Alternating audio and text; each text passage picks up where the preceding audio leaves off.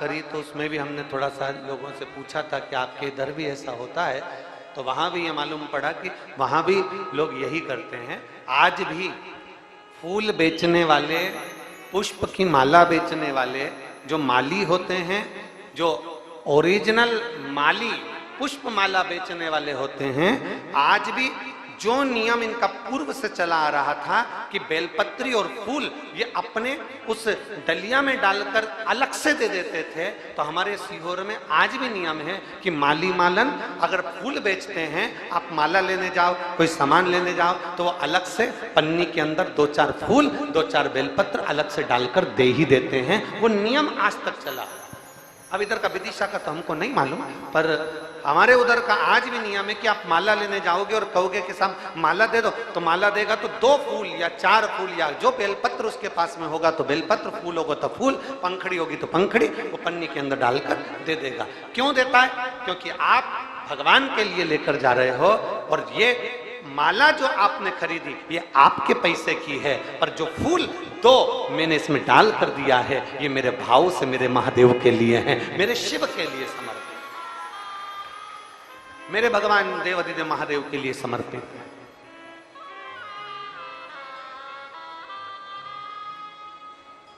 और मैंने तेरे ही भरोसे बाबा, तेरे ही भरोसे हवा बिच उड़ती जावांगी, बाबा डोर हर तो छड़ीना कटी जावांगी, भोले मैं तेरी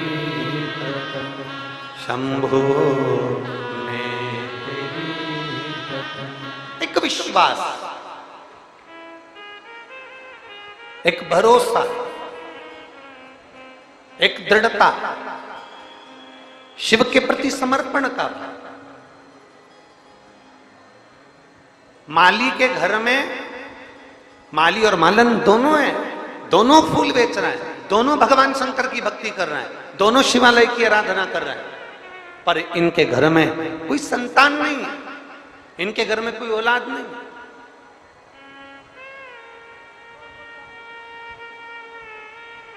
इनके घर में संतान का सुख नहीं है, इनके घर में औलाद का सुख नहीं है, इनके घर में संतान का सुख नहीं है। एक दिन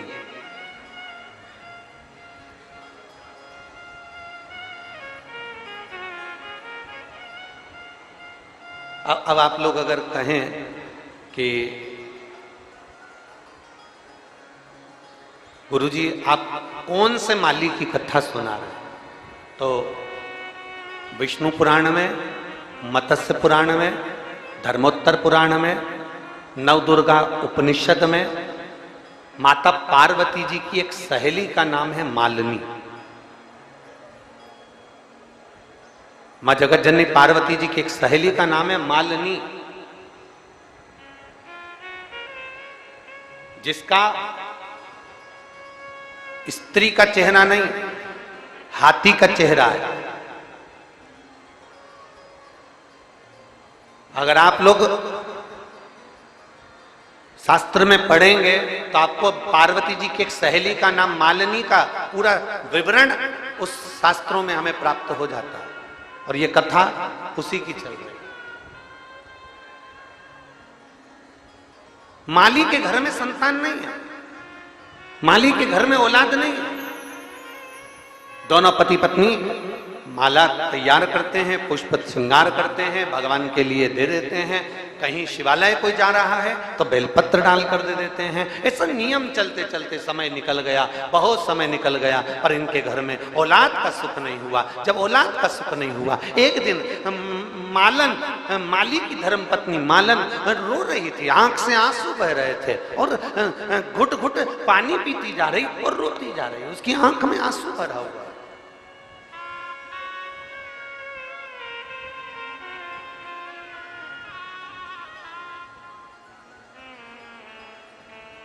रो रही। पति ने पूछा, माली ने पूछा उससे, माली उससे पूछ रहा है और माली ने उससे पूछा कि तेरी आंख में आंसू भरा हुआ है, तू रो रही है, क्यों? कितनी सुंदर बात माली ने अपनी मालन से कहा। भगवान का श्रृंगार करते समय, भगवान को भोग लगाते समय, भगवान को सुलाते समय, भगवान को जगाते समय और भगवान के लिए कोई अच्छा आयोजन करो उस समय, जब मांग में सिंदूर भरे नारी उस समय, हाथ में चूड़ा पहने नारी उस समय, पांव में बिछुड़ी पहने नारी उस समय, 16 श्रृंगार नारी कर रही हो उस समय, माली मालन से कह रहा है ये वो समय है जिस समय पर नारी या पुरुष किसी की आंख में आंसू नहीं आना चाहिए। ये वो समय है। अगर स्त्री मांग में सिंदूर भर रही है, उसकी आंख में आंसू नहीं होना चाहिए। अगर नारी चूड़ा बदल रही है, उसके आंखों में अश्रु नहीं होना चाहिए। भगवान का श्रृंगार कर रहे हो तब आंखों से आंसू नहीं बहना चाहिए। भगवान को भोग लगा रहे हो, आंख में आंसू नहीं होना चाहिए। भगवान के लिए कुछ नया, सत्यनारायण भगवान की तुमने घर में कथा रख दी, कोई हवन कर दिया, कोई क्यारी कर दी, कोई यज्ञ कर दिया, कोई हवन अनुष्ठान रख दिया, कोई महामृत्युंजय का जाप रख दिया, कोई तुमने गोपाल सहस्त्र नाम का पाठ रख दिया, श्री सूक्त पुरुष सूक्त का कोई अनुष्ठान रख दिया, कोई गणेश चतुर्थी का तुमने अनुष्ठान रख दिया, तो घर में अगर अनुष्ठान हो रहा है तो तुम्हारी आंखों में यजमान जो होता है, जो भगवान का भक्त जो होता है, उसकी आंखों में जल नहीं होना चाहिए। और मालन, तुम रो रही हो मालन? माली मालन से करे तो रो रही, तेरी आंख में जल, तू रो रही,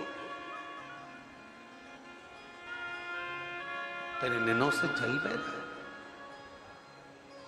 हम जिस माला को तैयार करते हैं, हम जिस पुष्प को तैयार करते हैं, हम जिस भगवान के श्रृंगार को तैयार करते हैं, उस श्रृंगार को तैयार करते समय हम ये सोचते हैं कि ये भगवान के श्रृंगार में जाएगा, भगवान के पास जाएगा, तो रोना नहीं चाहिए।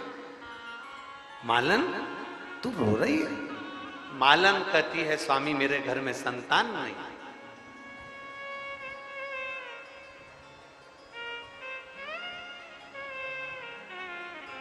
मेरे घर में औलाद नहीं है। कभी मौका लगे तो दुर्गा उपनिषद के अंतर्गत यदि हम अध्ययन करें, मत्स्य पुराण में, धर्मोत्तर पुराण के अंतर्गत यदि हम अध्ययन करें तो उसमें बड़ा सुंदर बात आती है। माली ने अपनी मालन से कहा तो एक काम कर, अब रोना नहीं। सारी दुनिया के लोग मंदिर जाकर बेलपत्र चढ़ाते हैं, पुष्प का श्रृंगार करते हैं, तू एक काम कर, श्रावण का महीना चालू हो रहा है और तू भी 2 बेलपत्र और 2 लोटा जल भगवान देवाधिदेव महादेव के शिवालय पर लेकर जा। फिर निवेदन, मेरी जीजियों से, मेरे जीजाओं से, मेरी माताओं से, मेरे भाइयों से, मेरी बेटियों से, मेरे बेटाओं से, श्रावण के महीने में दिखावा कर कर मेरे भोलेनाथ जी को मत ले जाना। श्रावण के महीने में दिखावा कर कर मेरे भोले बाबा को रिझाना नहीं है। श्रावण के महीने में वो कहते हैं ना, ढेर सारे लोग मंदिर जाएंगे, ढेर सारी निमंत्रण पत्रिका आएगी, पर उसके घर हम जाते हैं जिसका प्रेम होता है। तो श्रावण में मेरे बाबा को ऐसे रिझा लेना, मेरे शंभू को, मेरे विश्वनाथ को, मेरे महाकाल राजा को, मेरे कुबेर भंडारी को ऐसे रिझा लेना कि मेरा देवाधिदेव महादेव तुम्हारे दरवाजे पर आकर खड़ा हो जाए, तुम्हारे दुख को काटने के।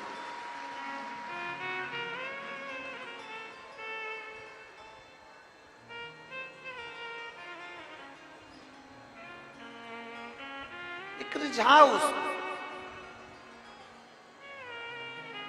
कहां से लाऊं गंगा, कहां से लाऊं यमुना, कहां से लाऊं गंगा, कहां से लाऊं यमुना, कहां से लाऊं अपार पड़ी रे ओ भोले तेरी सेवा हमसे ना बड़ी। ओ भोले तेरी सेवा हमसे ना बड़ी। कहाँ से लाऊं लड्डू कहाँ से लाऊं पेड़ा, कहाँ से लाऊं लड्डू कहाँ से लाऊं पेड़ा, कहाँ से लाऊं बर्फी वो शक्कर चढ़ी रे ओ भोले तेरी सेवा हमसे ना बड़ी। ओ भोले तेरी सेवा हमसे ना बड़ी रे। कई लोग कहते हैं गुरुजी साल भर 1 लोटा जल और सावन में 2 लोटा जल।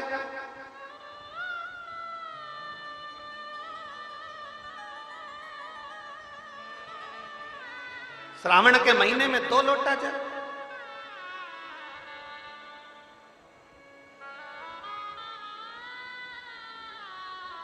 महाराज 2 लोटे जल से मतलब है अपनी भक्ति को श्रावण के महीने में दुगना करना। कितना करना? जम जम के बोलो जरा विदिशा वाला। दुगना अपनी भक्ति। एक पत्र है देखिए, हम ज्यादा पत्र भी पढ़े नहीं है।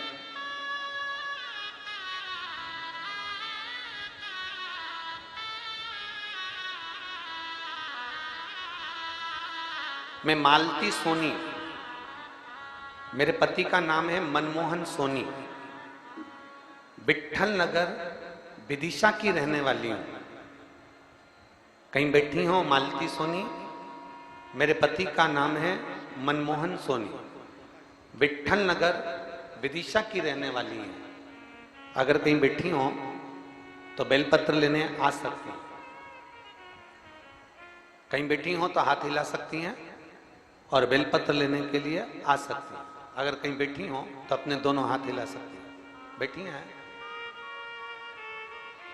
कहीं बैठी हो तो हाथ हिला सकती हैं। मैं मालती सोनी, मेरे पति का नाम है मनमोहन सोनी, मैं विट्ठल नगर विदिशा की रहने वाली हूं। मेरे पति की अचानक तबीयत बहुत खराब हो गई। पत्र को आप लोग एलईडी पर, आस्था चैनल पर पत्र को पढ़ सकते हो, टीवी पर पत्र को पढ़ सकते हो।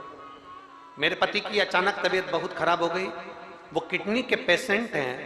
अगस्त 2023 में वो वेंटिलेटर पे थे और उनका कैटेना लेवल 32 था। अतः उनका डायलिसिस करवाना पड़ा और बहुत परेशानियां घिल ली। गुरुदेव, इतना हॉस्पिटल के चक्कर लगने लगे कि मंदिर जाने का कोई को समय नहीं मिल पाता। अब करें तो करें क्या? उनका डायलिसिस चालू हो गया, डायलिसिस चलता रहा और डायलिसिस चलते चलते तभी मेरी बेटी ने पशुपतिनाथ का व्रत किया और शिवजी के मंदिर में जाना प्रारंभ करा। सीहोर गई, वहां से रुद्राक्ष लाई और रुद्राक्ष लेकर आने के बाद रुद्राक्ष का जल, जब रुद्राक्ष लेकर आ गई तो रुद्राक्ष का जल देना प्रारंभ करा। बेटी ने पशुपतिनाथ का व्रत किया और भगवान से प्रार्थना करना प्रारंभ करी कि कुछ भी कर मेरे पापा को ठीक करो। रात को 9:15 वाला जो आंवले के वृक्ष का उपाय है वो मेरे परिवार वालों ने करना प्रारंभ करा और बाबा का मैं क्या गुणगान करूं गुरुदेव। डायलिसिस तो चलता रहा पर समय की अवस्था में वेंटिलेटर से नीचे उतार दिया गया और बाबा की कृपा से वो थोड़े ठीक हुए।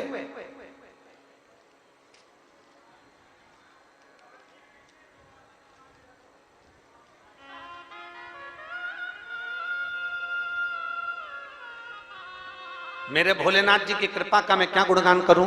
रुद्राक्ष का जल देते, बेलपत्र का लाकर उनके पास में रख देते, तभी जो नहीं होना था गुरुदेव वो हो गया और उनका जो फिस्टूला बनता था वो अचानक से बनना बंद हो गया।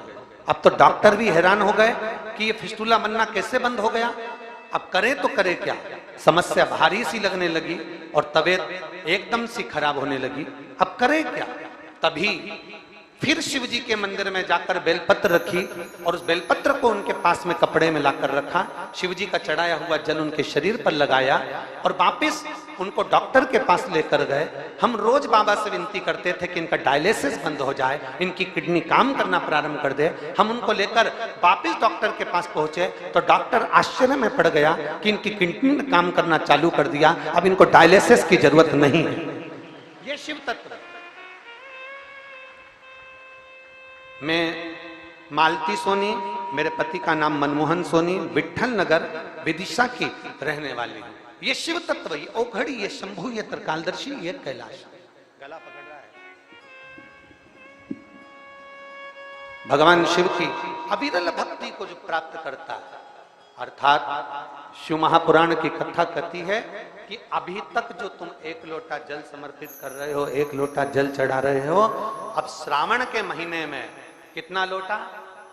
जम के बोलो जरा, 2 लोटा। अर्थात अपनी भक्ति को हमें बढ़ाना, अपनी भक्ति।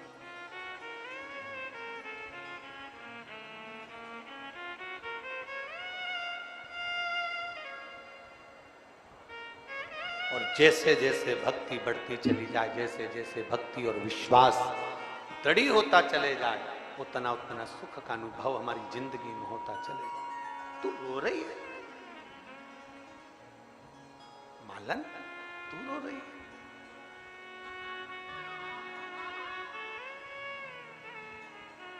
श्रावण का महीना लग रहा है,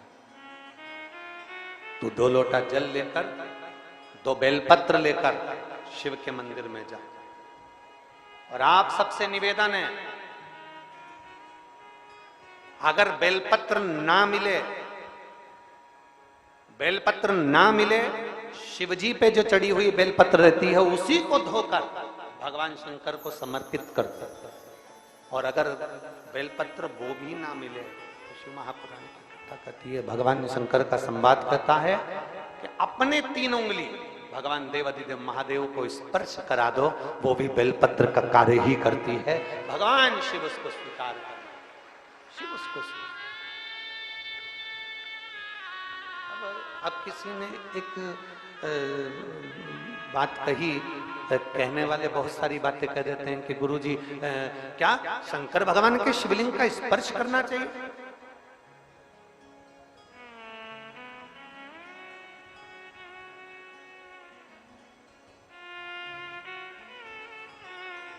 क्यों नहीं?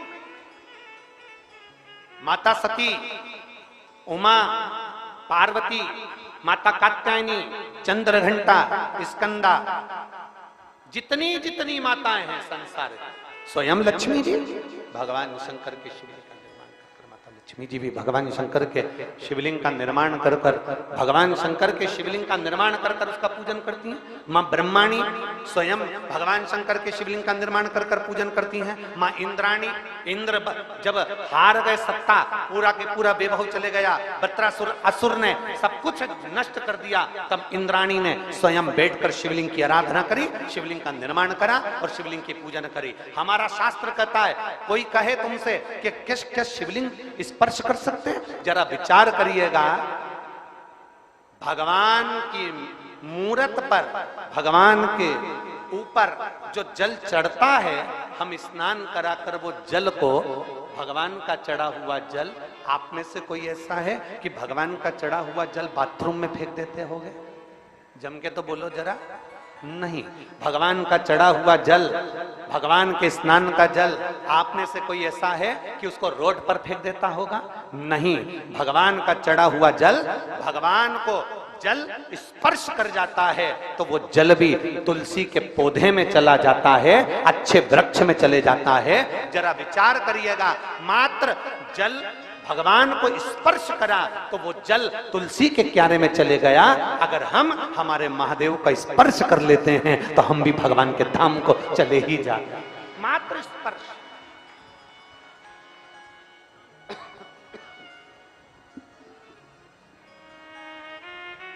स्पर्श मात्र से हम भगवान शंकर के करीब में पहुंच जाते हैं, शिव के नजदीक में पहुंच जाते हैं, शंकर के करीब में पहुंच जाते हैं। मात्र स्पर्श।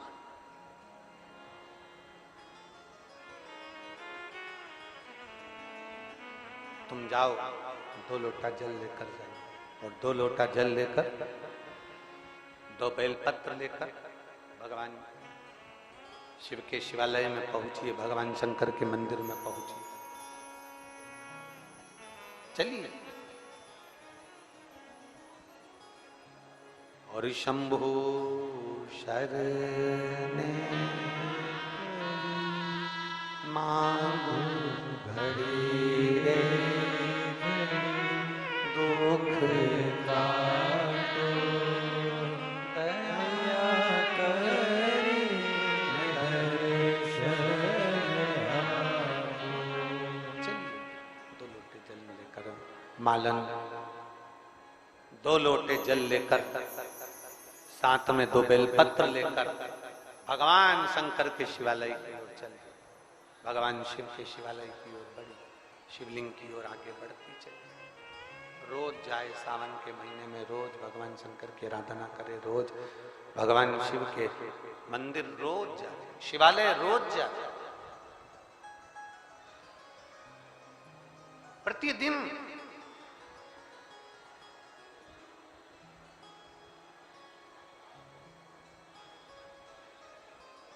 अब जब रोज भगवान शंकर के मंदिर की ओर चली, एक दिन मालन के पास में भी चढ़ाने के लिए बेलपत्र नहीं थे। श्रावण का महीना था, व्रत उसके चल रहे थे, भूख बहुत लग रही थी।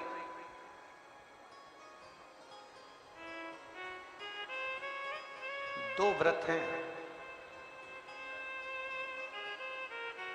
शिव महापुराण की कथा कहती है 2 व्रतों का स्मरण जरूर करिएगा। पहला, सावन के महीने के सोमवार।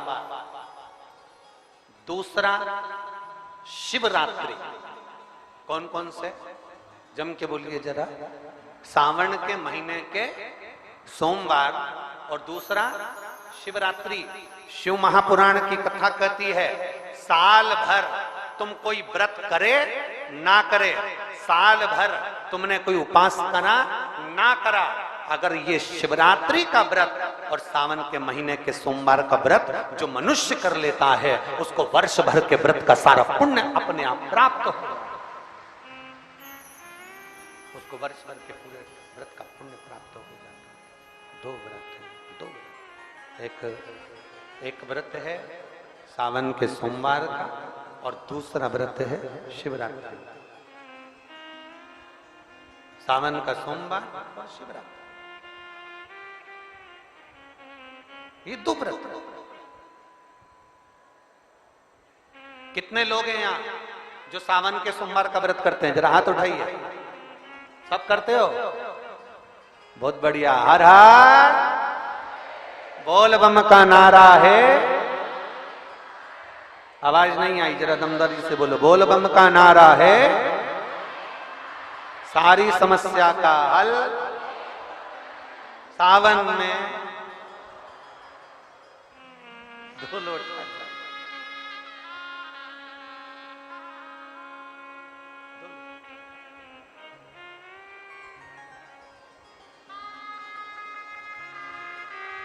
बस हाथ में 2 लोटा का जल भरा हुआ। भक्ति को दुगना करना है, भजन को दुगना करना है, स्मरण को दुगना करना है, व्रत साधना को दुगना करना है। सावन के महीने में अपनी साधना को, अपने भजन को, अपनी भक्ति को, अपने बल को, भगवान की विरल भक्ति को बढ़ाना है, इसको दुगना करना है।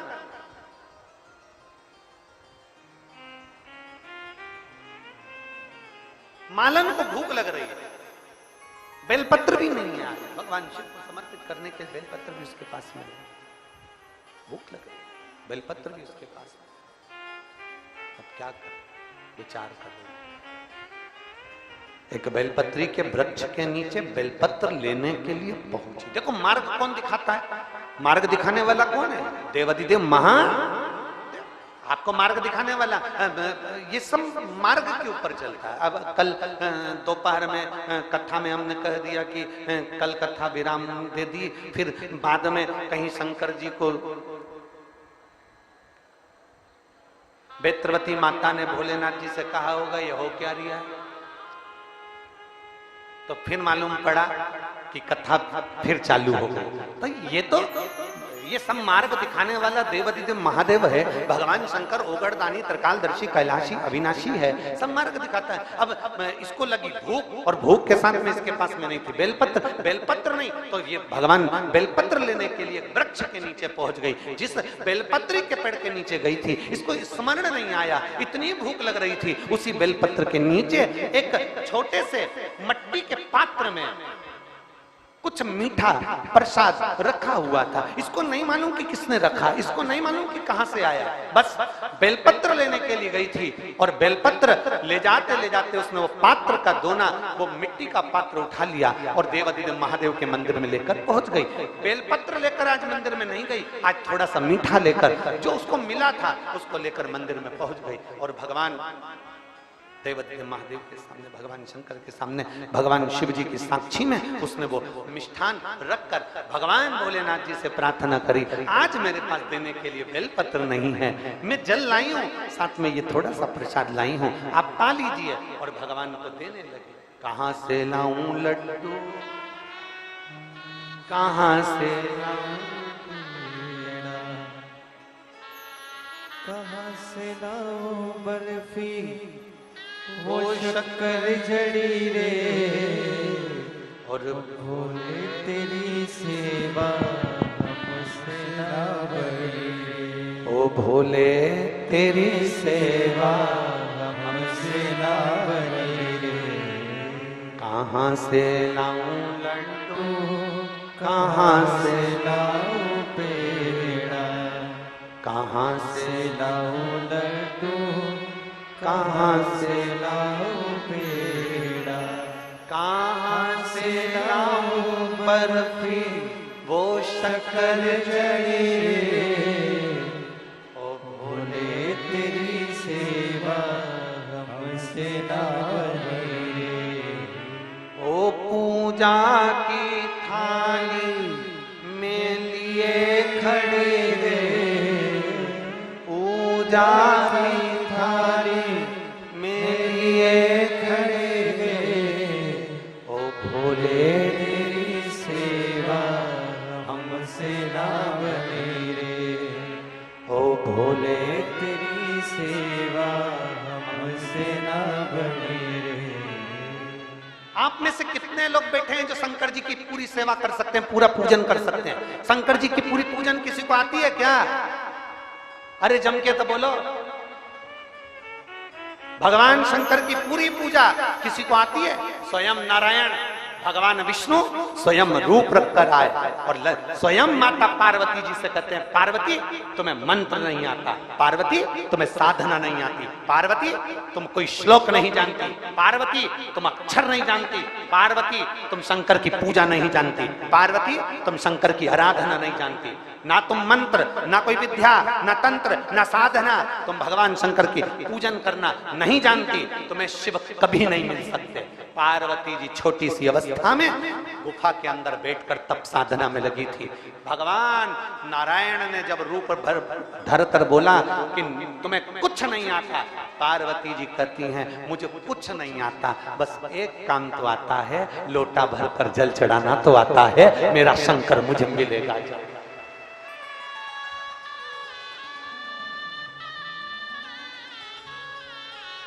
कोई तुमसे कहे तुम्हें पूजन करना नहीं आता, तुम्हें चंदन लगाना नहीं आता, तुम्हें जनेऊ चढ़ाना नहीं आता, तुम्हें बेलपत्र चढ़ाना नहीं आता, तुम्हें शंकर जी को भोग लगाना नहीं आता, तुम्हें शंकर जी की आरती करना नहीं आती, तुम्हें शंकर जी को रिझाना नहीं आता, पंचामृत से स्नान कराना नहीं आता, पहले दूध चढ़े की, जल चढ़े की, दही चढ़े की, शहद चढ़े, तुम्हें कुछ नहीं आता, तुम्हें क्या चढ़ा रही हो, तुम्हें कुछ अंदाजा नहीं है, उससे कहना मुझे कुछ नहीं मालूम, मैं तो केवल इतना जानती हूँ महादेव मेरे हैं, मैं महादेव की हूँ, एक लोटा जल चढ़ा लेती हूँ, बस मेरा महादेव से रीच जाता है, मैं ज्यादा नहीं जानती, मुझे ज्यादा आडंबर नहीं आता, मैं ज्यादा पहचानना नहीं आता कि मैं क्या चढ़ाऊं और क्या ना चढ़ाऊं, बस मैं इतना जानती हूँ कि शंकर को रिझाने का एक तरीका है, पंचाक्षर मंत्र का जाप कर लो, नमः शिवाय, षडाक्षर मंत्र का जाप कर लो, ओम नमः शिवाय, या श्री शिवाय नमस्तुभ्यम का जाप कर लूं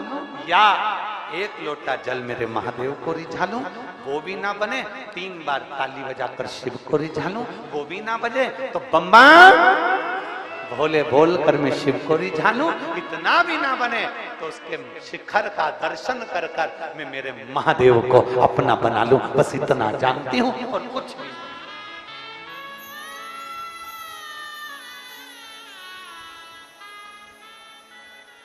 कहां से लाऊं गंगा, कहाँ से लाऊं यमुना, कहां से लाऊं गंगा, कहां से लाऊं यमुना, कहां से लाऊं सरयू अपार पड़ी रे, ओ भोले तेरी सेवा हमसे ना बनी रे। हम नहीं जानते, हमें कुछ नहीं आता, हम तो इतना जानते हैं कि शिव को कैसे रिझाया जाए, शंकर को कैसे मनाया जाए।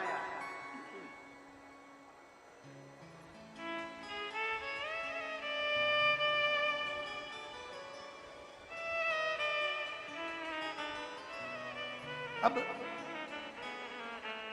आप शिव जी को रिझा रहे हो, आप भगवान शंकर को रिझा रहे हो, आप भगवान शिव की आराधना कर रहे हो, आप शंकर जी का स्मरण कर रहे हो, आप शिव भक्ति कर रहे हो, आप शिव में अपना ध्यान लगाए। एक बार हम बुधनी में कथा करने गए, बहुत पहले की बातें हैं ये, अब तो इतना समय नहीं मिल पाता। अब ये सब 20-20, 19-19, 22-22 साल पहले के प्रसंग हैं।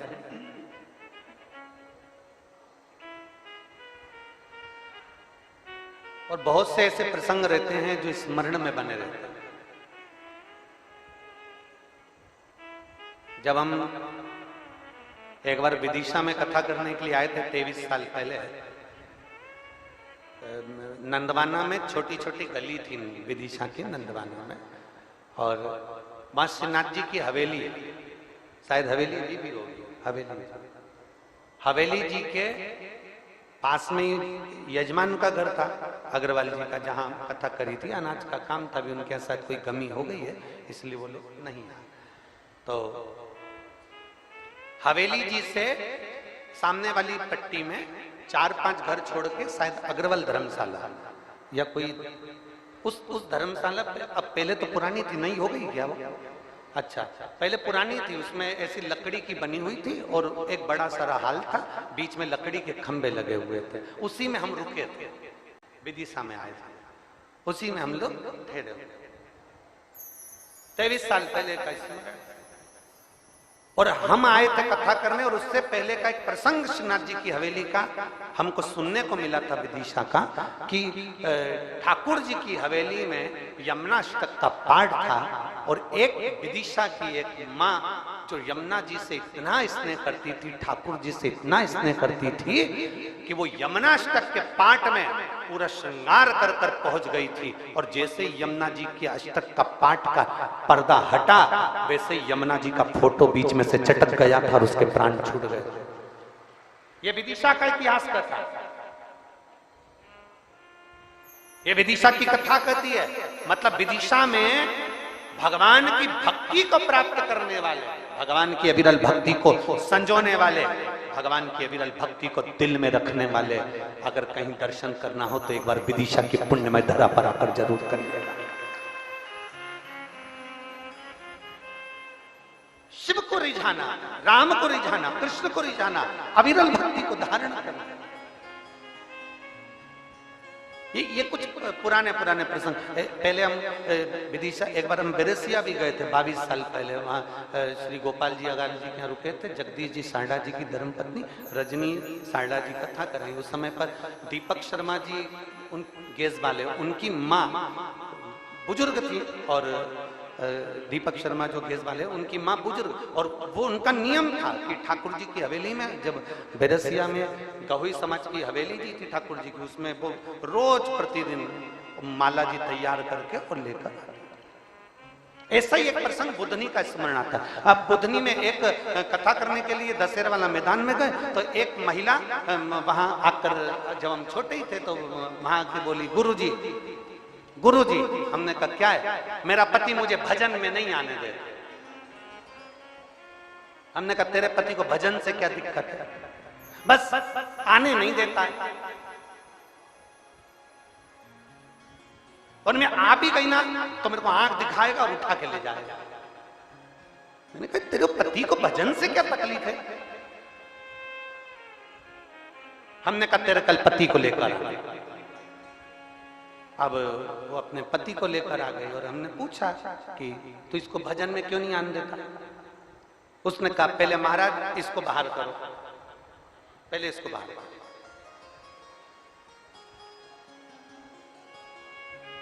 हमने कहा जीजी तू बाहर हो। हमने कहा बोल रे जीजा, तू हमारी बहन को कथा में क्यों नहीं आने देता? नहीं आने दूंगा, आज भी नहीं आने दूंगा, ना कभी नहीं आने दूंगा। तो हमने कहा मत आने दे, पर बता तो सही क्यों नहीं आने देता? कि जब भी भजन में जाती है एक ही भजन गाती है, कैलाश पर्वत पे जाके रेऊंगी और भोले को अपना बना के रेऊंगी। तो भोले से तेरे को तकलीफ क्या है ये बता?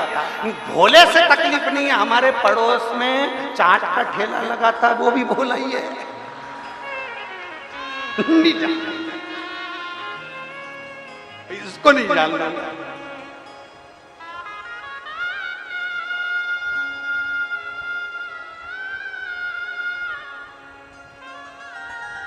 अब हमने उससे कहा कि जीजी को बुला, जीजी को बुलाया, तेरे हाथ जोड़ूं, आज के बाद तू भोले का भजन नहीं गाएगी कैलाश पर्वत पे जाके रहने वाले। तो कि नहीं गाऊंगी, कसम आज से सौगंध खाऊंगी। अब वो शाम को फिर भजन में आ गई और राजपूत आंटी थी, वो भजन साथ में बैठ के गाए, तो उसने फिर भजन छेड़ दिया। भोले भंडारी रे दूर करो। उसका पति फिर मेरे पास आके खड़ा हो गया, देख अभी तुम देख।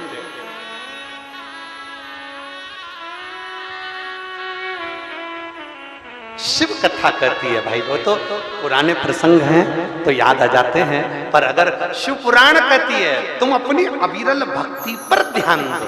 दुनिया क्या समझ रही है, दुनिया क्या बोल रही है, दुनिया क्या कर रही है, उससे मतलब नहीं होना चाहिए। क्या किसको रोइए, चादर तान के सोइए। आग लगे बस्ती में, अपन रहो मस्ती में। दूसरे के चक्कर में अपन अपनी जिंदगी क्यों नाश करें? भजन करो, कीर्तन करो, स्मरण करो। परिवार वाले अगर मना करते हैं कि शिव पुराण में मत जाओ, मत जाओ। परिवार वाले मना कर रहे हैं कि मंदिर मत जाओ, मत जाओ। परिवार वाले तुमसे कहते हैं कि शंकर का नाम मत लो, मत लो। घर में रहो, घर में रहकर भगवान शंकर की ऐसी भक्ति करना। घर में रहकर तुम्हारे घर में जो मिट्टी का गमला हो, कोई भी पौधा हो, उस पौधे में मिट्टी को उठाकर उसका शिवलिंग बना लो, वहीं पर पूजन कर लो, वहीं पर भजन कर लो। वो मना करे कथा में मत जा, घर में बैठकर टीवी चालू करके कथा सुन लो। वो मना करे शिवालय मत जा, घर में भगवान शंकर के मंदिर न जाकर अपने घर में शिवलिंग पर जल चढ़ा लो। पर शंकर की भक्ति जरूर करो, क्योंकि शिव भक्ति के बिना जीवन का कल्याण नहीं है, पार नहीं हो सकता।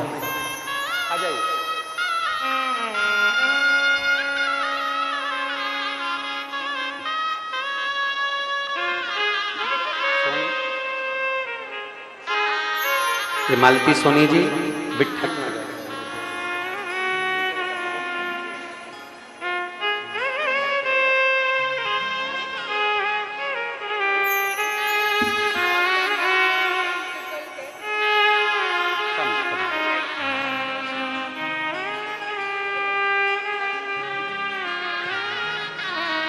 पति का डायलिसिस चल रहा था, वेंटिलेटर पे थे। डॉक्टर ने कह दिया था कि डायलिसिस लगातार चलेगा, और शिव जी पर इतना भरोसा इस जीजी ने करा, इस बहन ने करा कि अब डायलिसिस बंद हो गया और शंकर की कृपा से किडनी ने काम करना प्रारंभ किया। ये शिव भक्ति, इसको शंकर का।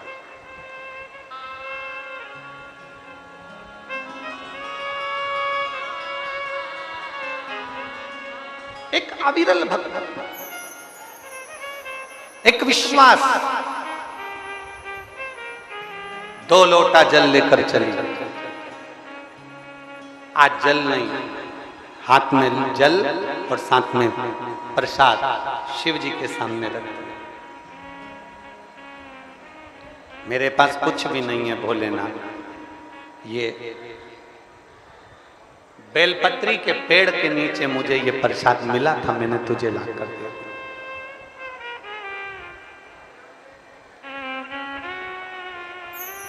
बेलपत्र के वृक्ष के नीचे ये प्रसाद मिला था, मैंने तुम्हें ला कर दिया। सत्य बोलो, शिव के सम्मुख में सत्य बोलो। पड़ोसी के घर के फूल तोड़कर लेकर अगर भगवान को चढ़ा रहे हो तो पहले भगवान से कह देना लीलाबाई के घर के।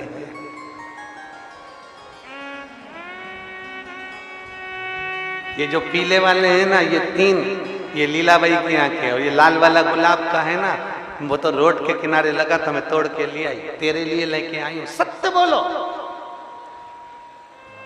तुम्हारे भोले स्वरूप से, तुम्हारे भोले भाव से, तुम्हारी भोली मुख की वाणी से मेरा शंकर इतना प्रसन्न हो जाएगा कि तुम्हें शंकर को ढूंढने की जरूरत नहीं पड़ेगी, शंकर तुम्हें ढूंढता हुआ तुम्हारे पास आएगा। कह दो ना, हमारा है ही नहीं, कह दो ये फूल है, ये माला है, ये सब हमारा नहीं है। हमारा है क्या?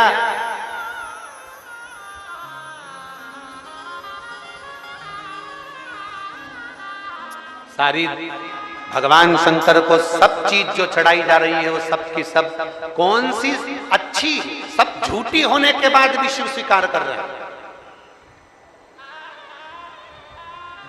सब झूठी होने के बाद भी स्वीकार।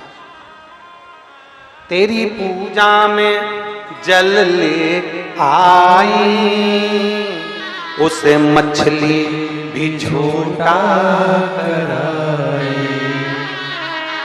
जल कैसे चढ़ाऊं भोले कैसे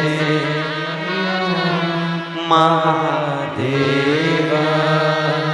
भोले कैसे करूं तेरी सेवा। तेरी पूजा में दूध ले आए, उसे बछड़ा भी झूठा कराए। दूध कैसे चढ़ाऊं भोले कैसे भिजाऊं महादेवा, भोले कैसे करे तेरी सेवा। तेरी पूजा में फूल ले आए, उसे भवरा भी झूठा कराए। फूल कैसे चढ़ाऊं भोले कैसे भिजाऊं महादेवा, भोले कैसे करे तेरी सेवा। बाबा हम तुझे जल चढ़ाते हैं, वो मछली का झूठा। बाबा हम तुझे दूध चढ़ाते हैं, तो दूध निकालने वाला पहले बछड़े को छोड़ता है, बछड़े को छोड़ता है। जब बछड़ा दूध पीता है, बछड़े को हटा लेता है, तब दूध निकालता है। तो दूध भी झूठा, जल भी झूठा। फूल चढ़ाती हूँ वो फूल भंवरे का झूठा, इल्ली का झूठा, मक्खी का झूठा। बाबा तुझे अगर मिठाई का भोग लगाऊं वो भी झूठा है। ए बाबा संसार में हम जन्मे हैं, ये संसार भी झूठा है, पर तू जल को स्वीकार करता है, झूठे दूध को स्वीकार करता है, झूठी शहद को स्वीकार करता है, झूठे दही को स्वीकार करता है और झूठे मिष्ठान को स्वीकार कर लेता है। तो मेरे जैसे झूठे को भी स्वीकार कर लेना, बस इतनी कृपा। अपने अवगुण मेरे विश्वनाथ बाबा के सामने गिना दो, अपने अवगुण मेरे महाकाल बाबा के सामने गिना दो, अपने अवगुण मेरे कुबेर भंडारी के सामने गिना दो, अपने अवगुण गिना। मेरा ये अवगुण है।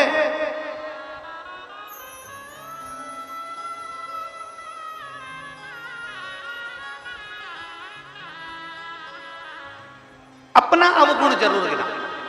मंदिर में जाकर अपना यश गुण मत गाओ, मैंने ये करा, मैंने भोजन कराया, मैंने भंडारा करा, सोमवार का व्रत करा, प्रदोष का व्रत करा, शिवरात्रि का व्रत करा, मैंने साबूदाने की खिचड़ी बनाई थी तो मैं भोग लगाई थी, मैंने 3 बार 3 प्रदोष मैंने शंकर जी का अभिषेक किया, मैंने ब्राह्मण को घर पे बुलाकर उनको दक्षिणा दी, ऐसा करा वैसा करा। ना ना ना ना, शिव महापुराण की कथा कहती है शंकर के लिए करा गया, अपने बच्चों के लिए करा गया, परमात्मा और अपने बच्चों के लिए करा गया। कभी बार बार स्मरण मत करो, उसकी याद मत दिला, कभी नहीं। अपने गुण और दूसरे के अवगुण कभी चिल्लाकर मत बोलो। क्या क्या जम के बोलो जरा। अपने गुण और दूसरे के अवगुण कभी चिल्लाकर नहीं बोलना। उसे कुछ नहीं आता, आप मत बोलो चिल्लाकर कि उसको ये नहीं आता। नहीं, अपना गुण भी किसी को मत बताओ, दूसरे का अवगुण भी मत बताओ। कई सास कह देती है मेरी बहू में तो अकल नहीं है, उसमें तो लक्षण नहीं है। चिल्ला चिल्ला कर पड़ोसी क्या कह दिया, रिश्तेदारों में कह दिया मेरी बड़ी बहू अच्छी है, छोटी बहू ऐसी है, छोटी अच्छी है, बड़ी अच्छी ऐसी है। तो हमने चिल्ला चिल्ला कर अवगुण बताया, और जितना जितना हम अवगुण बताते हैं वो बहू अंदर से उतनी उतनी टूटती चली जाती है, फिर वो सम्मान नहीं करती, आदर नहीं करती। आप उसके अवगुणों को बताओ मती, उसके अवगुण को छुपाकर ये प्रयास करो कि मेरी बहू को मैं एक दिन सिखा कर रहूंगी और अच्छा बनाकर रहूंगी। यह उसके अंदर गुण लाकर हम अवगुण बता।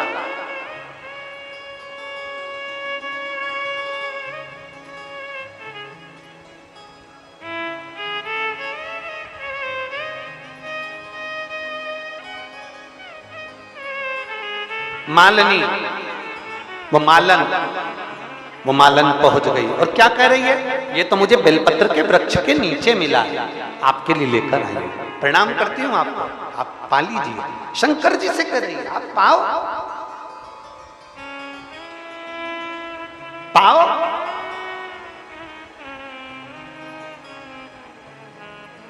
जिद पकड़ ली उस मालन ने, जिद,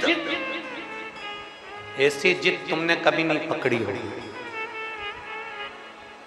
तुम भगवान के सामने भोजन बनाकर ले जाते हो, भोग लगाते हो, उठाकर लाते हो, पूरा खा जाते हो। कभी तुमने भगवान के सामने जाकर जिद पकड़ी? ए कन्हैया, ए मेरे राम जी, ए मेरे ठाकुर जी, ए मेरे भोलेनाथ जी, ये लेकर आई हूं, खाना तो पड़ेगा। जब तक नहीं खाओगे तब तक मैं भी नहीं खाऊंगी। जिद होती है। मालन ने जिद पकड़ी, मुझे ये बेलपत्री के पेड़ के नीचे से मिला है, तुम्हें खाना पड़ेगा, तुम्हें जीना पड़ेगा। बैठ गई। शिव जी नहीं आए, शंकर नहीं आए। माली ढूंढने के लिए निकला, माली ढूंढने के लिए निकला।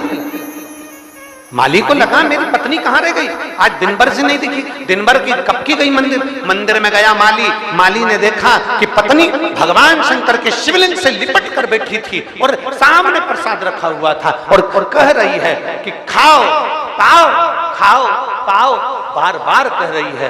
पति ने उसको जगाया, बावरी हो गई है, तू क्या पागल हो गई है, चल उठ चल। पत्नी कहती है नहीं, जब तक ये नहीं पाएगा तब तक मैं जाऊंगी नहीं। शिवलिंग को लपेट कर रोती रही, बाबा आना पड़ेगा, खाना पड़ेगा, बाबा आना पड़ेगा, खाना पड़ेगा। अब तो बाबा था, कभी अपने असली स्वरूप में मेरा बाबा नहीं आता।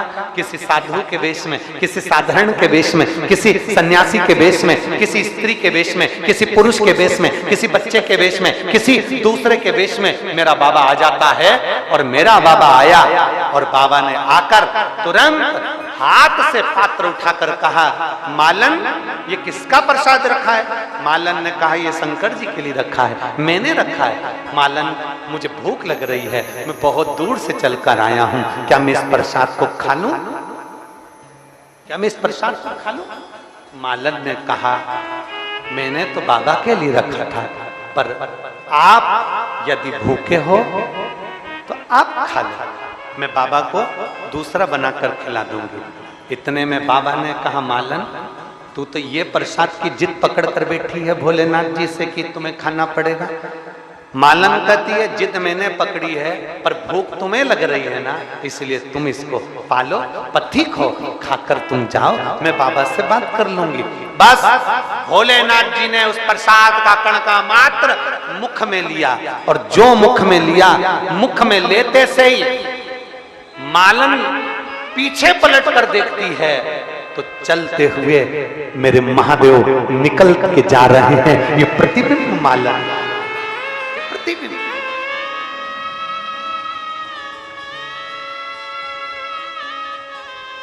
आंख से आंसू बहते हैं, बचा हुआ प्रसाद मालन खा लेती है।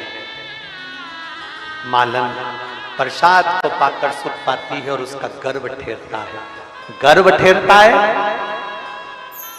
एक बेटी जन्म लेती है जिसका नाम मालिनी होता है। क्या नाम है उसका? मालन की बेटी जन्म लेती है जिसका नाम मालिनी होता है।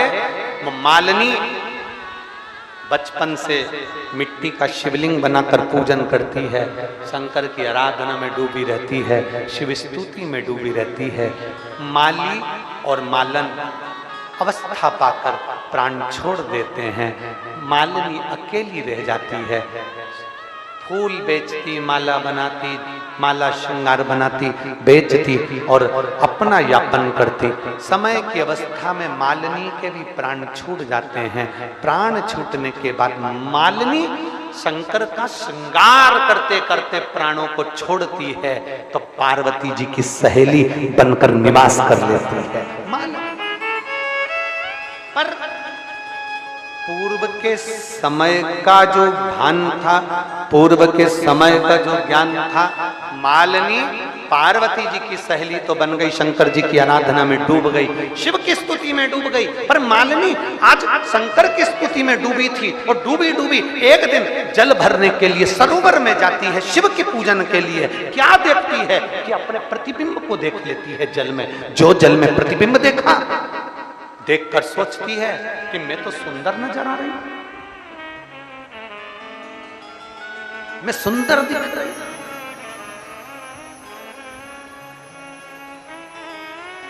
मालिनी को लगा कि मैं सुंदर नजर आ रही हूं, हो सकता है मेरी ये सुंदरता शिव की पूजन में बांधा बन जाए।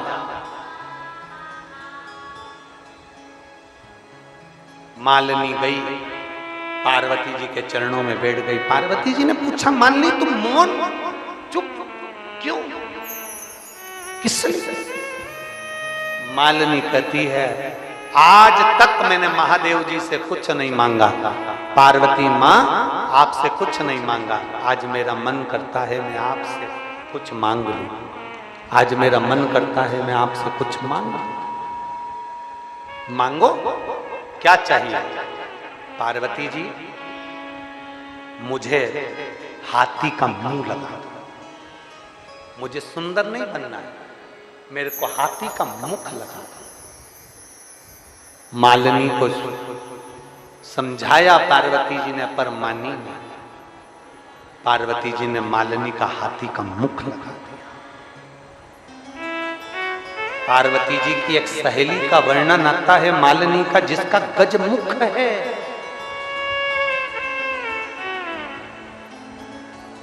गजमुख,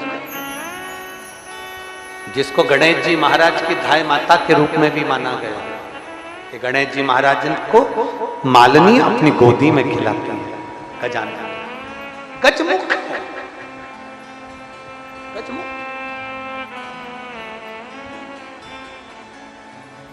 शिव को रिझाने के लिए बहुत सारे धन दौलत संपदा और बहुत सारी वस्तुओं की जरूरत नहीं है।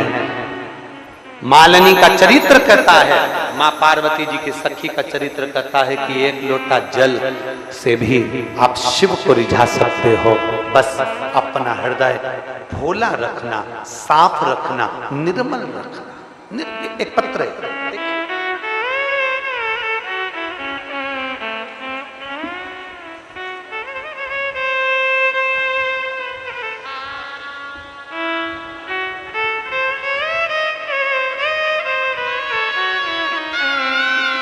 मेरा नाम राधिका शर्मा, जिला विदिशा, शमशाबाद हड़ा की रहने वाली हूं। कहीं बैठी हो तो हाथ हिला सकती है। राधिका शर्मा, जिला विदिशा, शमशाबाद हड़ा की रहने वाली हूं। मैं महादेव का महिमा का क्या गुणगान करूं, एक लोटे जल का क्या गुणगान करूं। मेरे नाना जी के पेट में अचानक दर्द होने लगा, तब हमने उन्हें डॉक्टर को दिखाया तो डॉक्टर ने 1 महीने का कोर्स दे दिया। फिर उन्हें आराम नहीं लगा, हम उन्हें भोपाल ले गए और उन्होंने भी 1 महीने का कोर्स दे दिया और उनका टेस्ट हुआ। जब रिपोर्ट बाहर भेज दी गई तो उसकी रिपोर्ट के अनुसार दवाइयां चलना प्रारंभ हुई। कुछ दिन बाद दवाई खत्म हो गई और भोपाल में जब जांच चालू हो गई तो जांच में आया कि उनको पेट में गठान हो गई है और वो गठान कैंसर की है। भोपाल में जांच में आया कि कैंसर और गठान बताई है। पेट का ऑपरेशन का बोल दिया डॉक्टर ने। अब ऑपरेशन का बोला, हम लोग डॉक्टर से कहकर आ गए कि हम कुछ दिन बाद ऑपरेशन कराएंगे। फिर हम हमारे घर आ गए। हमारे आसपास के लोगों ने कहा कि एक बार सीहोर चले जाओ। हम लोग सीहोर गए, वहां से रुद्राक्ष लेकर आए और रुद्राक्ष को तांबे के कलश में गलाते, पानी शिवजी को चढ़ाते, बेलपत्र चढ़ाते, शिवजी का चढ़ा हुआ जल हमने नाना जी को देना प्रारंभ कर दिया। पशुपति नाथ का व्रत करना प्रारंभ कर दिया। मैं बाबा का क्या गुणगान करूं। तब हमने 1 महीने की बाद में वापिस डॉक्टर के पास ऑपरेशन की तारीख लेने के लिए गए और डॉक्टर ने फिर वापिस जांच करना प्रारंभ करी तो रिपोर्ट नॉर्मल आ गई और कहा इनको कैंसर नहीं है और पेट ठीक हो गया। हम शिव जी को नमन करने के लिए कहीं बैठी हो तो आकर बेलपत्र ले जा सकती हैं। राधिका शर्मा, जिला विदिशा, शमशाबाद हड़ास की रहने वाली हैं।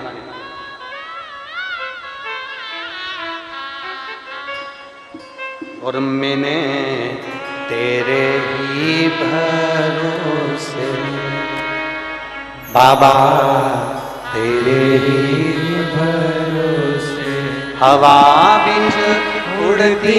भगवान शंकर को केवल रिझाना आता है, उनको प्राप्त करना आता है।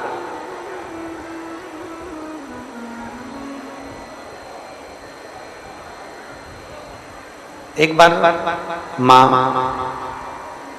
पार्वती जी विराजमान है।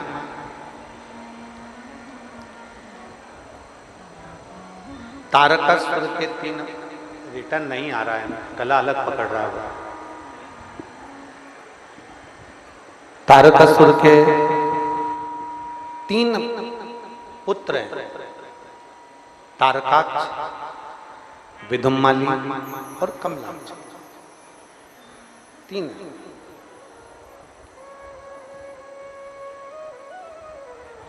अब मां जगतजननी पार्वती जी विराजमान।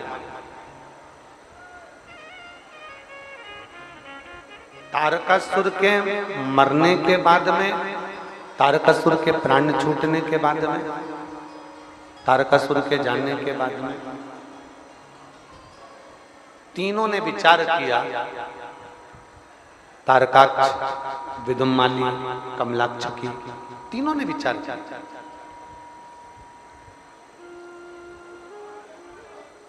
हम कभी मरे ही ना, हमारे प्राण छूटे ही नहीं। ऐसा कोई उपाय किया जाए, ऐसा कुछ किया जाए जिससे हमारे प्राण ही ना छूटे। दुनिया केवल यही सोचती है, संपूर्ण ब्रह्मांड यही सोचता है कि हमने जितना कमा के रख लिया है, जितना जोड़ कर रख लिया है, अब हमें मरना नहीं है। बस अब कुछ भी ऐसा हो जाए कि हमारे को ऐसी अमर बूटी मिल जाए जिससे हमारे प्राण ना छूटे, हमारे प्राण ना छूटे, ऐसी कोई अमर बूटी हमको प्राप्त हो जाए।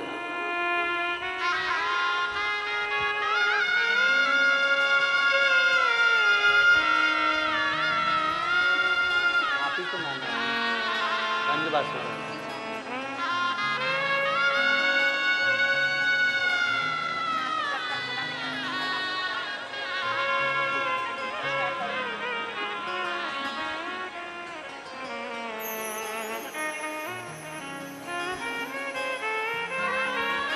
शिव कथा कह रहे हैं।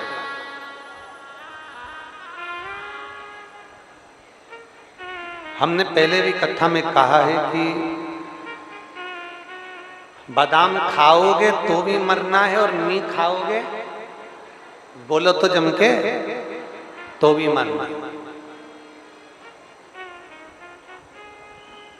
पार्लर जाओगे तो भी मरना है और नहीं जाओगे तो भी मरना।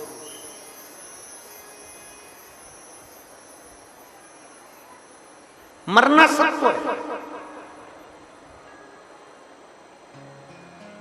प्राण सबके छूटना,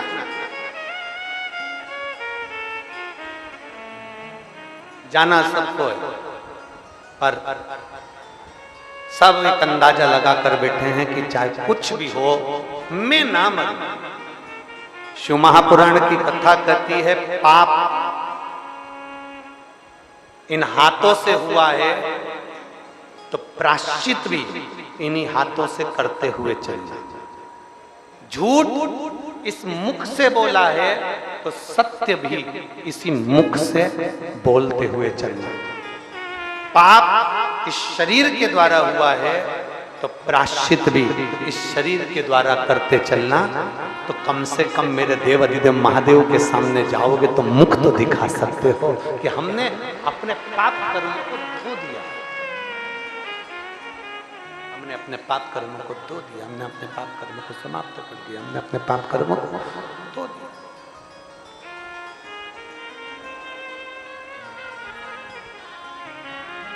फिर निवेदन, अरे मत बुरे कर्म कर बंदे वरना पछताएगा, भगवान की आंखों से तू बच नहीं पाएगा, तू बच नहीं पाएगा।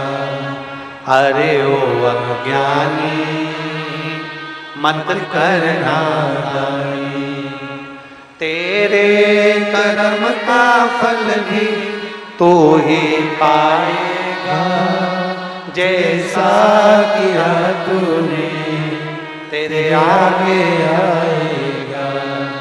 मत बुरे कर्म कर बंदे वरना पछताएगा, भगवान की आंखों से तू बच नहीं पाएगा, तू बच नहीं पाएगा। तारकाक्ष नहीं मरना चाहता, कमलाक्ष की नहीं मरना चाहता, विधुमाली नहीं मरना चाहता। इससे हम भी हैं, ये प्रयास करते हैं कि अब अपन ने बहुत जोड़ लिया, अब अपन ने एकत्रित कर लिया, अब ना मरे तो अच्छा, अब अपने को मरना नहीं, अब अपने को जाना नहीं, अब अपने को मरना नहीं है। बहुत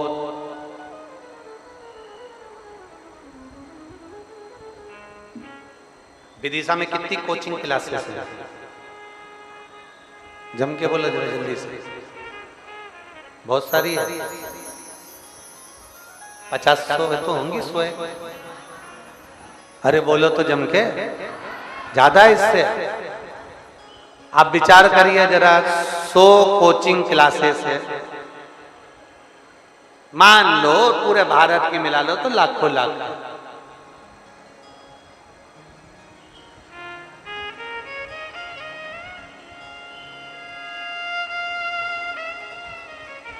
कोचिंग वाले लाखों हैं,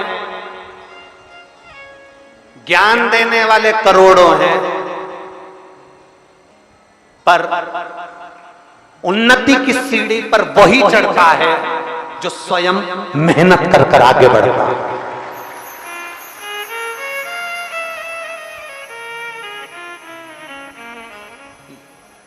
लाखों कोचिंग वाले हैं, भोपाल में, सीहोर में, विदिशा में, इंदौर में, कोटा में लाखों कोचिंग वाले हैं, लाखों। और ज्ञान देने वाले भी करोड़ों हैं। ढेर बच्चे पढ़ते हैं, ढेर कोचिंग जाते हैं।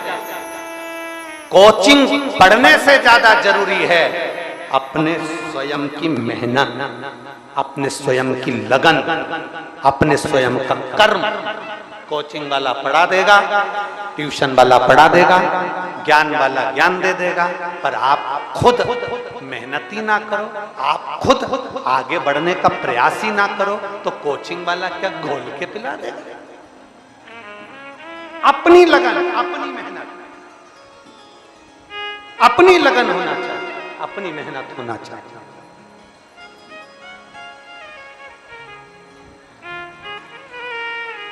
रिश्तेदारों ने पूछा, क्यों बिमलेश कहां जाता है? कि हमारे यहाँ जो कोचिंग क्लासेस है ना, बहुत जोरदार कोचिंग क्लासेस है, वहां जाता है। हमारा छोरा कहां जा रहा है? इंदौर में ये कोचिंग क्लासेस है, भोपाल में ये कोचिंग क्लासेस है, सीहोर में ये कोचिंग क्लासेस है, कोटा में ये कोचिंग क्लासेस है। कोचिंग में बच्चों को पहुंचाओ मना नहीं है, कोचिंग में बच्चों को पढ़ाओ मना नहीं है, स्कूल भेजो, ट्यूशन भेजो, सब कुछ करो, पर बच्चों से कहो जितना स्कूल में पढ़कर आओ, जितना कोचिंग में पढ़कर आओ, जितना ट्यूशन पर पढ़कर आओ, उससे 4 गुना अपने घर में पढ़ो, अपने घर में अध्ययन करो, अपनी मेहनत स्वयं करना पड़े, अपनी लगन से, अपनी मेहनत से आप उत्तीर्ण हो, अपनी मेहनत से, अपनी लगन से।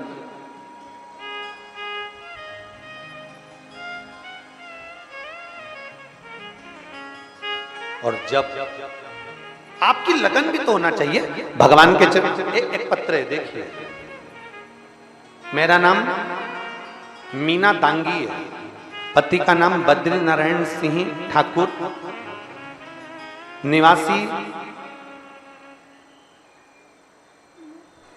मड़ता सुल्तान तहसील खुरई। मंडना सुल्तान लिखा है कि मड़ता सुल्तान, अब जो भी हो, यहाँ आप लोग टीवी पे पढ़ लो नाम हो, ठीक है? हम गड़बड़ बोल देंगे तो कहोगे महाराज जी ने हमारे गांव का नाम गड़बड़ बोल दिया, ठीक है?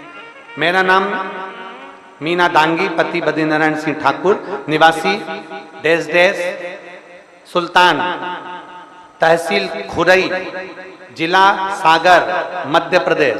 कहीं बैठे हो तो हाथ हिला सकते हैं, अगर कहीं बैठे हो तो हाथ हिला सकते हैं।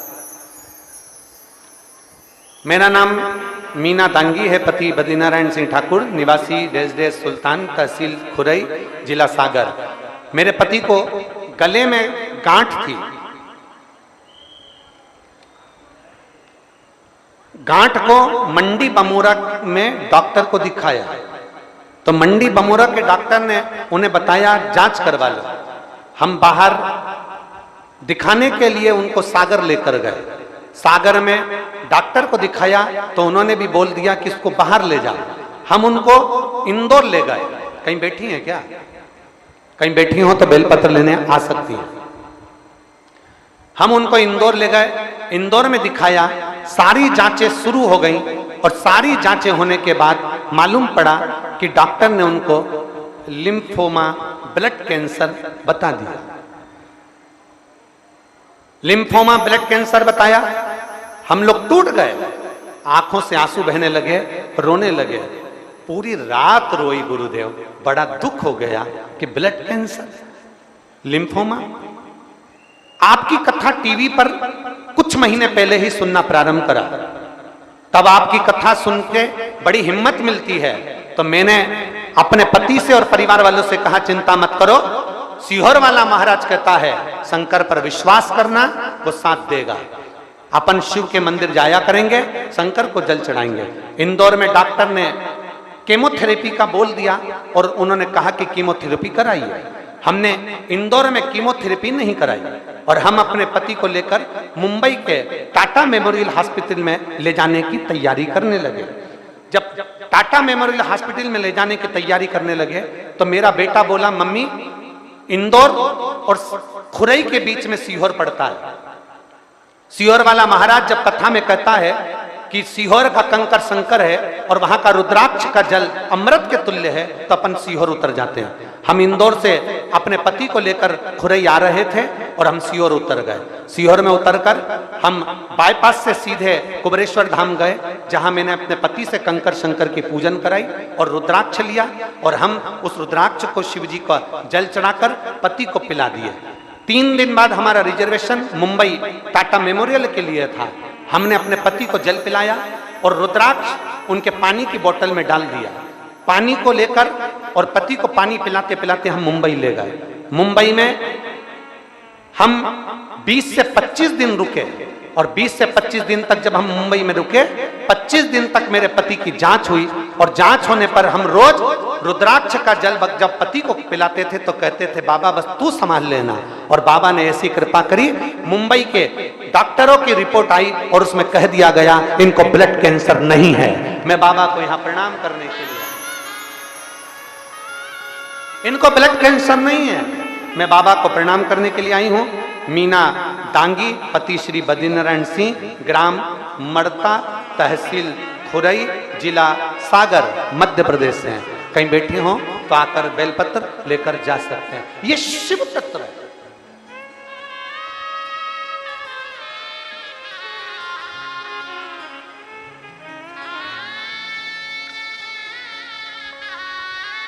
शर्मा जी, एक प्रसन्नता का विषय और है कि कुबेरेश्वर धाम जो है ना, आपके विदिशा के लोकसभा में आता है। कुबेरेश्वर धाम इस विदिशा की लोकसभा में आता है, सीहोर लोकसभा के अंतर्गत नहीं आता, विदिशा भोपाल के अंतर्गत नहीं आता, विदिशा के अंतर्गत। तो विदिशा वालों को तो ये गौरव होना चाहिए कि हम कुबेरेश्वर धाम के और कुबेरेश्वर धाम हमारा, ये गौरव होना चाहिए। ये शिव भक्ति है। इस बहन ने लिखा, मेरे इंदौर से जब से चली आंख से आंसू नहीं टूट रहे थे, रोती बेटे ने एक आस जगा दी कि सीहोर उतर जाते हैं और वहां कंकर शंकर की पूजन कर लेते हैं। एक विश्वास, एक भरोसा, एक दृढ़ता हमारे भीतर होना चाहिए। हम विश्वास अंदर लेकर नहीं आ पाते तो परमात्मा से दूर हो जाते। फिर निवेदन है, सीहोर वाले महाराज पर भरोसा बिल्कुल मत करना, क्योंकि जैसे तुम हो वैसे हम हैं, जैसे तुम वैसे हम। बिल्कुल रत्ती भर भरोसा मत करो। अगर भरोसा करना तो इस शिव पुराण पर और शंकर की कथा पर भरोसा करना और शिव पर भरोसा करना, हम पर भरोसा नहीं। मनुष्य गलती का पुतला है, मानव से गलती हो सकती है, पर मेरे बाबा से, मेरे विश्वनाथ से, मेरे ओघड़दानी से कभी गलती नहीं हो सकती है। उस पर जल चढ़ाओ, विश्वास के साथ चढ़ाओ, उसका भजन करो, विश्वास के साथ करो, उसकी दृढ़ता धारण करिए, उसका कीर्तन करिए, एक विश्वास के साथ करिए, एक विश्वास। जैसे वो अभी अभी बच्ची आई थी जिनके नाना को पेट में कैंसर बता दिया, भोपाल कैंसर बताया, जल पिया, शिव जी की आराधना करी, शंकर के मंदिर गए, शंकर को जल चढ़ाया, शंकर की स्तुति करी। आप शिव की स्तुति करो। कोई ध्यान देना, आपका सिर दुखेगा ना तो गोली आपको खाना है, सीहोर वाला महाराज गोली नहीं खाएगा। पेट आपका दुखा है तो दवाई आपको खाना है। बोलो सही है कि गलत है? पेट आपका दुखा है तो दवाई आपको खाना है, सिर आपका दुखा है तो दवाई आपको खाना है, छींक आपको आई है तो छींकना आपको है, खांसी आपको आई है तो खांसना आपको है। अब खांसी तुम्हें आ रही और तुम पड़ोसन से कह रही खांस खांस खांस, छींक तुम्हें आ रही और तुम पड़ोसन से कह रही छींक छींक, वो छींकेगी। भूख तुम्हें लग रही, तुम पड़ोसन से कह रही समोसा खा ले, समोसा खा ले। वो पूछे क्यों? भूख मुझे लग रही। नहीं, भूख हमें लगी है, भोजन हमें करना है, छींक हमें आई है, हमें छींकना है, खांसी हमें आई है, खांसना हमें है, दर्द हमें हुआ है तो दवाई हमें खाना है। इसलिए याद रखना, दुख तुम पर आया है तो शंकर के मंदिर भी तुम्हें जाना है, हम नहीं जाएंगे, तुम जाओ। तुम्हारा दुख मिटाने के लिए सीहोर वाला महाराज क्या, दुनिया का कोई महाराज आकर खड़ा नहीं होएगा। दुख तुम्हारा है तो तुम्हें शंकर के दरवाजे जाना पड़ेगा, तकलीफ तुम्हारी है तो तुम्हें शिव की चौखट जाना पड़ेगा, कष्ट तुम्हारा है तो तुमको शंकर का अनुमोदन करना पड़ेगा। कोई दूसरा तुम्हारा दुख मिटाने नहीं आएगा। अपना दुख अपने को मिटाना पड़ेगा, अपना परिश्रम अपने को करना पड़ेगा, अपना संघर्ष अपने को करना पड़ेगा, तब हमारे दुख को हम समाप्त कर सकते हैं।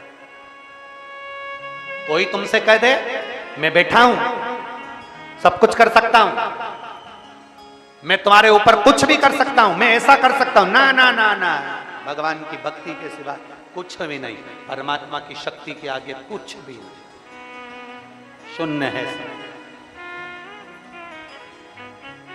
और तेरी कृपा बिना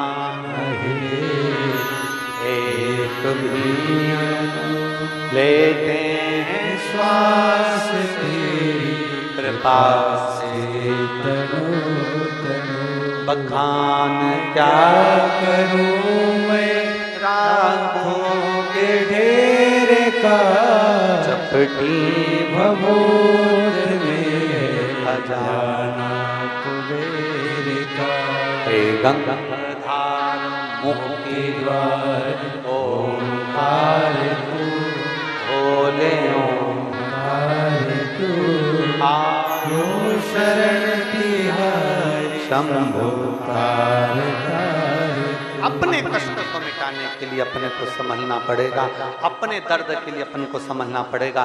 तारकासुर के 3 पुत्र तारकाक्ष, विदुम्माली, कमलाक्ष की पार्वती जी ने देखा ये तीनों विद्रोही, तीनों विधर्मी, तीनों कहीं ना कहीं हमारे धर्म को, हमारे शास्त्र को, हमारे वेद को, हमारे पुराण को, हमारे सनातन धर्म को नष्ट कर रहे हैं। पार्वती जी ने तुरंत भगवान देवाधिदेव महादेव से कहा आप कुछ करिए। शंकर जी कहते हैं देवताओं को पशु बनना पड़ेगा, मैं उनका पति बन जाऊंगा, मेरा नाम पशुपति नाथ, पशुपति नाथ।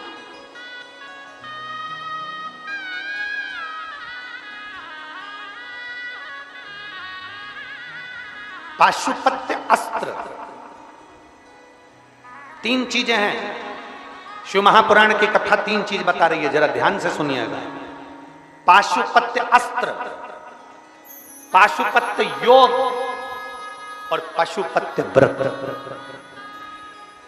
आप और हम में इतनी सामर्थ्यता नहीं है कि हम पाशुपत्य अस्त्र प्राप्त कर सकें। राम जी ने तप किया तब पशुपति अस्त्र मिला था, भगवान कृष्ण ने तप किया तब उन्हें पशुपति अस्त्र मिला था। आप और हम नहीं प्राप्त कर सकते पशुपति अस्त्र, पाशुपत्य योग भी हम नहीं कर सकते, पर एक काम तो कर सकते हैं 3 नंबर का। कौन सा? पशुपति व्रत। हम संसार के लोग कुछ नहीं कर सकते, अपना कार्य सिद्ध करने के लिए, अपने मन की बात बाबा को कहने के लिए पशुपति नाथ का व्रत कर सकते हैं और उसका फल मिलता जरूर है। पशुपति नाथ व्रत का फल प्राप्त जरूर होता है, पशुपति नाथ के व्रत का फल मिलता जरूर है, प्राप्त जरूर होता है, मिलेगा।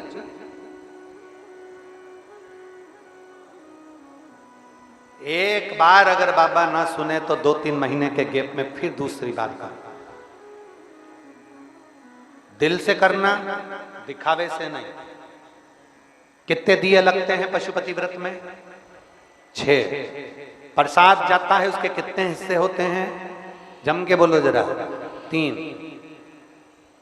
कितने दिए मंदिर के अंदर जलेंगे? अपने घर के दरवाजे पर 1।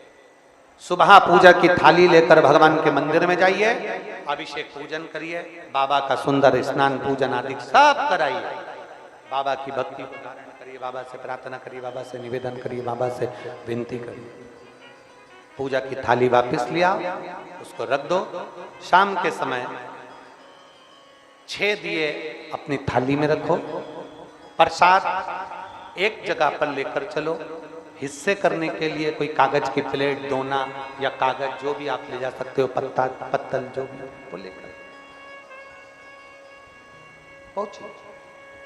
बाबा का शाम के समय भी पूजन अर्चन वचन